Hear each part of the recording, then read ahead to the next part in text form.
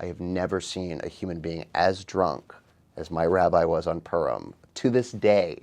So it was quite, and all of the theatrics of it was definitely, has stuck with me. So the tradition is that everyone buys the rabbi a drink, and there are hundreds of people there. And so the costumes are intricate and homemade.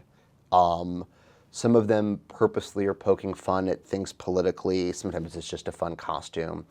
The costume was explained to me by them as that the miracle of Purim is a hidden miracle because God's name is never mentioned in the story. So you're hiding, which I don't know if that's universally accepted or not. I have no, that's what they told me. I did a rap with my rabbi. I was about 10, about Mashiach, to a very slow beat. For everybody. There was a speed painter there who did a speed painting of the Rebbi, of course. And then there's a tradition that I only discovered that that's what this was. So my rabbi at one point jumped onto the table and started beginning a prayer, Baruch atah Adonai, and then he started saying different Pokemon characters, because Pokemon was very popular then. And I was like, he must be so drunk, he doesn't realize what he's doing.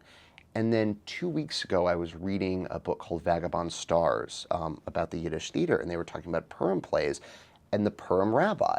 And it's an old tradition from the 15th or 16th century where the rabbi purposely acts foolish and says blasphemous things. And I thought back to this moment as he's carrying on this tradition, not that they truly are the bearers of continuative Judaism, because it's nonsense, but he was enacting this old tradition of the Purim rabbi. So that was one of the things. So it's filled with a lot of theatrics and so much singing and so much table banging, as one can imagine. And it's a trip. It was a blast. It's a lot of love in the room.